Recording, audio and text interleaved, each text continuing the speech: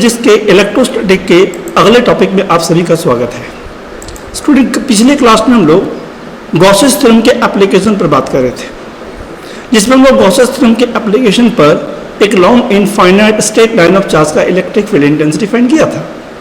साथ ही पिछले क्लास में हम गॉसेस थ्योरम के द्वारा कूलम्ब्स लॉ का डिडक्शन किए थे, कूलम्ब्स लॉ को डेड्यूस किए थे कि हम कूलम्ब्स लॉ को कैसे डेड्यूस कर सकते हैं गॉसेस थ्योरम यूज करके। उम्मीद है आपको ये सारा टॉपिक बहुत अच्छा समझ में आ गया होगा। मैं इसलिए बहुत अच्छा से बोल रहा हूँ कि आपको समझ में आ गया हो, क्योंकि आपने हमसे कोई भी डाउट इस पर कमेंट नहीं किया। इसका मतलब हम यही सही समझेंगे कि आपको ये सारा टॉपिक बिल्कुल क्लियर है। तो फिर क्यों टाइम वेस्ट करें। चलिए आज हम लोग गॉसेस थ्योरम के अगले एप्लीकेशन की ओर जाते हैं। एक लॉन्ग इनफाइनाइट वायर का जो इलेक्ट्रिक फील्ड इंटेंसिटी हमने फाइंड किया था वो था equal to lambda by 2 pi epsilon naught R या equal to 2 lambda by 4 pi epsilon naught. Okay, तो ये था एक long infinite straight line of charge का इलेक्ट्रिक फील्ड इंटेंसिटी। आज हम लोग जो काम करने वाले हैं उसका नाम है नेक्स्ट एप्लीकेशन गॉसेस थ्योरम का, उसका नाम है electric field intensity due to an infinite thin plane sheet of electric charge. एक thin plane sheet of electric charge का आज हम बात करेंगे कि एक थीन प्लेन शीट का इलेक्ट्रिक फील्ड इंटेंसिटी हम गॉसेस थ्योरम के द्वारा कैसे फाइंड आउट कर सकते हैं। ओके, तो सबसे पहले स्टूडेंट समझिए कि थीन प्लेन शीट ऑफ चार्ज क्या होता है। जैसे कि मान लिया जाए ये एक पेपर शीट है, ठीक है, और ये पेपर शीट तो खैर काफी थिक है, मगर इससे भी ज्यादा थीन एक हमारे पास थीन प्लेन शीट ऑफ चार्ज है, that is continuous charge distribution का बॉडी है। आप इस फिगर में देख सकते हैं कि इस thin plane sheet of charge का सरफेस चार्ज डेंसिटी हमने माना है सिग्मा। सिग्मा क्या होता है? सरफेस चार्ज डेंसिटी, यानी ये किस तरह का कंटिन्यूअस चार्ज बॉडी है? Surface charge distribution, because this is thin plane sheet of charge. आज हम बात करेंगे इस thin plane sheet of charge का electric field intensity Gauss's theorem के अकॉर्डिंग्स में कितना होता है। तो चलिए देखते हैं। सबसे पहले आप इस फिगर को जरा ध्यान दीजिए। इस फिगर में हम क्या दिखाना चाह रहे हैं?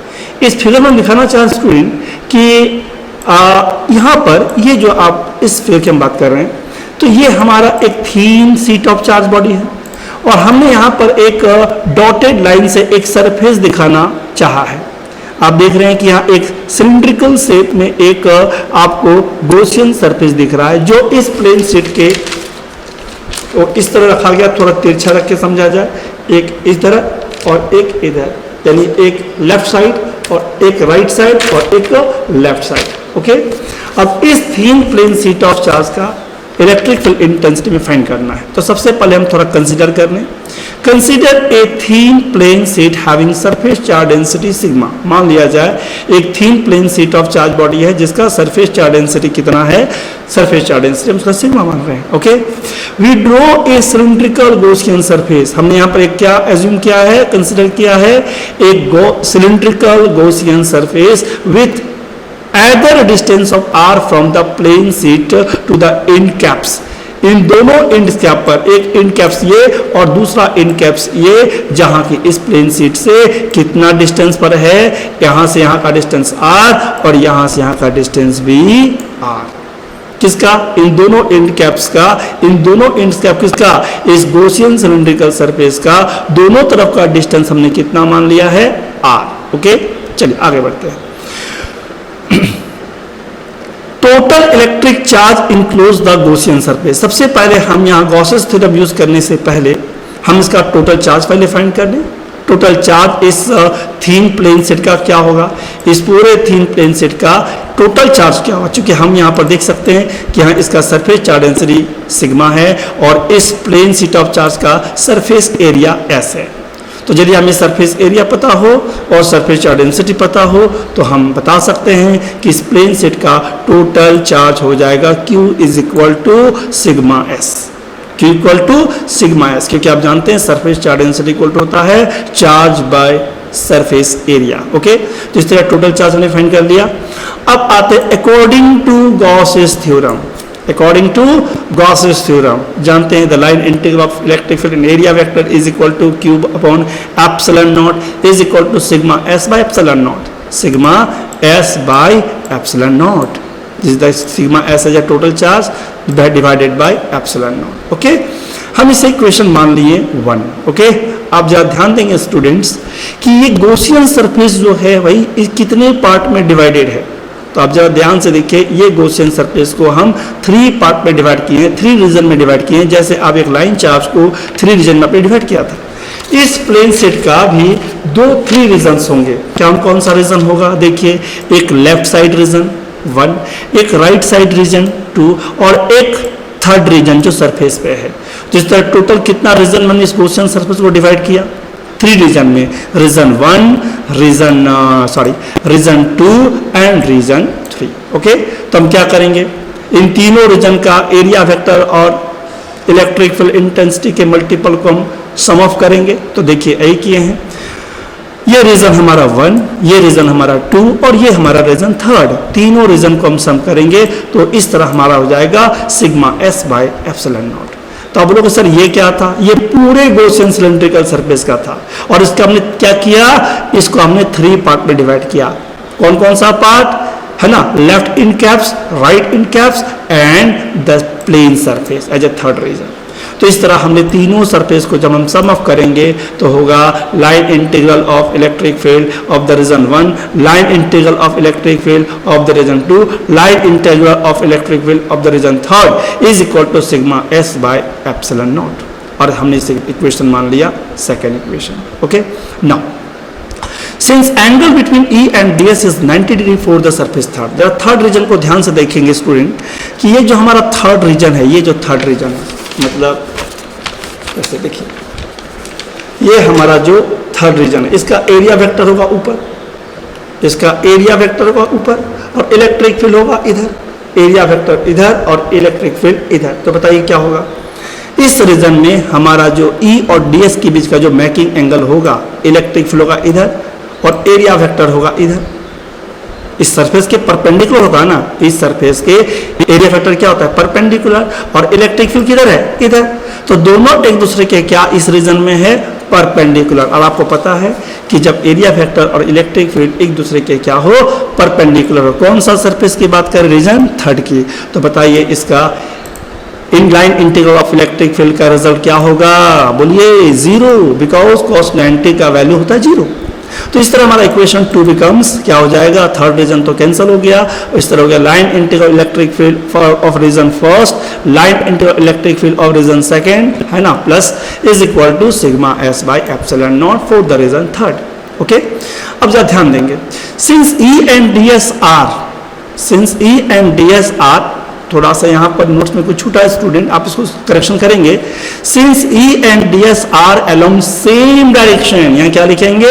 Since E and DS are along same direction. कैसे सेम डायरेक्शन? जरा देखिए इस फिगर की ओर आइए। देखिए यहाँ देखिए, इस रीजन में E और DS की डायरेक्शन सेम है। यहाँ देखिए, यहाँ भी E और DS की डायरेक्शन सेम है। क्योंकि एक प्लेन सेट का जब इसमें चार्ज यूनिफॉर्मली डिस्ट्रीब्यूट होगा तो इसका इलेक्ट्रिक फील्ड इस रीजन में भी होगा और इसका इलेक्ट्रिक फील्ड इस रीजन में भी होगा, यानी दोनों तरफ का इलेक्ट्रिक फील्ड रीजन होगा, राइट। तो इस तरह से हमारा E और DS दोनों रीजन पे क्या होगा? दोनों तरफ की डायरेक्शन क्या होगा? सेम होगा। E और DS यानी इलेक्ट्रिक फील्ड इंटेंसिटी और एरिया वेक्टर की डायरेक्शन क्या होगा? सेम होगा। तो बताइए जब सेम होगा तो ऐसे केस में हमारा क्या होगा? इन द सेम डायरेक्शन और the surface I and region 1 and region 2, so the E dot DS ADS cos 0 degree और EDS cos 0 value 1, then the line integral of electric field and area vector. Okay, तो therefore equation third, तब बताइए ये हमारा equation third क्या हो जाएगा? बिल्कुल simple, EDS plus line integral EDS is equal to sigma S by epsilon naught, यही ना होगा? तो वही किया, EDS plus EDS is equal to sigma S by epsilon naught. हम इस E को क्या कर दिए? कांस्टेंट टर्म को बाहर कर दिए, यहाँ भी बाहर कर दिए और हो गया sigma S by epsilon naught. अब बताइए ये DS क्या है? स्मॉल एलिमेंट का एरिया, उस प्लेन शीट का स्मॉल सरफेस का एरिया है। तो टोटल सरफेस एरिया हमने कितना बताया था? S। तो इसका जब टोटल सम ऑफ करेंगे तो क्या इसके जगह हम पुट करेंगे? S पुट करेंगे और यहाँ भी क्या पुट करेंगे? S पुट करेंगे। तो बताइए क्या हो गया? ES plus ES equal to sigma S by epsilon naught, right. इस तरह हमारा रिजल्ट आया 2ES equal to sigma S by epsilon naught. समझ में आ रहा है? अब बताइए S कैंसल, ये सरफेस एरिया दोनों कैंसल आउट, तो रिजल्ट हमारा फाइनली मिला कितना, equal to sigma by 2 epsilon naught, और इसे हम इक्वेशन मान लिए 4। तो इस तरह एक थीन इनफाइनाइट प्लेन सेट का इलेक्ट्रिक फील्ड कितना होता है, सिग्मा बाई 2 एप्सिलॉन नॉट होता है। इसको हमने ड्राइव कर लिया। समझ आ गया कैसे कैसे हमने किया। चलिए थोड़ा सा फिर से एक बार देख लेते हैं, फिर से समझ लेते हैं। हमने सबसे पहले एक thin plane sheet of charge distribution का बॉडी कंसीडर किया, जहां का सरफेस चार्ज सिग्मा माना, जहां का सरफेस एरिया टोटल एस माना। हमने एक सिलिंड्रिकल गॉसियन सरफेस ड्रॉ किया, जिसके 3 रीजन हमने बताया, region 1, region 2 and region 3। Region 1 as the in caps of the left side and region 2 as the in caps of the right side and region 3 on the surface of the sheet. इस तरह हमारा equation 1 जाके change होकर दोनों तीनों को सम of किए, लेकिन हमने कहा रीजन 3 में एरिया वेक्टर और इलेक्ट्रिक फील्ड दोनों एक दूसरे के परपेंडिकुलर है, इसलिए 3rd रीजन पर हमारा कोई भी इलेक्ट्रिक फ्लक्स नहीं होगा, दैट मीन्स 0 होगा। यहाँ का टोटल इलेक्ट्रिक फ्लक्स क्या हो जाएगा, 0 हो जाएगा। तो इक्वेशन हमारा चेंज हो गया और इस तरह इक्वेशन 2 चेंज होकर ये मिल गया। अब हम देख सकते हैं कि रीजन 1 और रीजन 2 में इलेक्ट्रिक फील्ड और एरिया वेक्टर की डायरेक्शन क्या है, सेम है, तो ये cos 0 में हो गया। और जब इसका हम इंटीग्रेशन किए तो टोटल एरिया का वैल्यू s दिए, और तो ये ES मिलकर 2ES हो गया, एस कैंसिल हो गया, और इस तरह मिला final equation equal to sigma by 2 epsilon naught, और हमने इस इक्वेशन मान लिया 4। ओके, नाउ कुछ इसके स्पेशल केसेस है। क्या, पहला case, if the plane sheet has finite thickness, यदि कोई प्लेन शीट का कोई फाइनाइट थिकनेस हो, एक डेफिनेट थिकनेस का कोई प्लेन शीट हो। फाइनल मतलब ये काफी थिन था, लेकिन मान लो थोड़ा ये काफी थिन हो, जैसे पेपर के माफिक। देन चार्जेज ऑन दो साइड, तो पता है क्या होगा, इसके 2 सरफेसेस होंगे। यदि ये थीन होगा तो इसके केवल एक सरफेस होगा, लेकिन यदि ये मतलब फाइनाइट थिकनेस का हो तो इसके 2 सरफेसेस को हम कंसीडर करेंगे। ओके, ठीक है, are the two we considered, तो बताइए क्या हो जाएगा। जब 2 सरफेसेस होगा तो एक सरफेस पे टोटल चार्ज हमने सिग्मा एस फाइंड किया था, तो 2 सरफेसेस का क्या हो जाएगा, सिग्मा एस के हमने क्या पुट करेंगे, 2 सिग्मा एस। क्यों 2 सिग्मा एस बताइए, क्योंकि हमने इसे कहा एक फाइनाइट थिकनेस का प्लेन शीट। क्या माना इसको हमने, एक फाइनाइट थिकनेस का प्लेन शीट। जब कोई फाइनाइट थिकनेस का प्लेन शीट हो तो उसके 2 सरफेसेस कंसीडर हम करेंगे, और इस तरह 2 सरफेसेस के 2 टोटल इलेक्ट्रिक चार्ज 2 सरफेसेस के लिए हो जाएगा 2 सिग्मा एस, क्योंकि एक सरफेस के लिए सिग्मा एस और 2 सरफेसेस के लिए क्या हो जाएगा, 2 सिग्मा एस। तो इस तरह हो गया है ना, total electric field, the total electric flux enclose the surface is equal to sigma S by epsilon naught. अब बताइए यहाँ भी वही होगा, ES बस पीछे वाले क्वेश्चन के जैसा यहाँ भी वही ना, क्वेश्चन सिलिंड्रिकल सरफेस होगा, तो यहाँ भी होगा ES प्लस ES, ये रीजन 1 और ये रीजन आई थिंक 2, दोनों का ES क्या हो जाएगा 2ES, और ये इस तरह 2 हमारा कैंसल, SS हमारा कैंसल, और इस तरह मिल गया हम लोग को equal to sigma by epsilon naught. तो एक थीन प्लेन शीट का इलेक्ट्रिक फील्ड इंटेंसिटी कितना होता है, सिग्मा बाय एप्सिलॉन नॉट होता है। ओके, समझ आ गया, उम्मीद है क्लियर हो गया होगा आपको यहाँ तक। मेरे ख्याल से कोई आपको दिक्कत नहीं होनी चाहिए। चलिए अब आगे की ओर बढ़ते हैं। नाउ तो इस तरह से हम लोग इलेक्ट्रिक फील्ड एक प्लेन शीट का फाइंड कर लिए। एक प्लेन शीट का इलेक्ट्रिक फील्ड क्या होता है ये हमें मिल गया। ओके, अब चलिए आगे की ओर बढ़ते हैं। Just minute.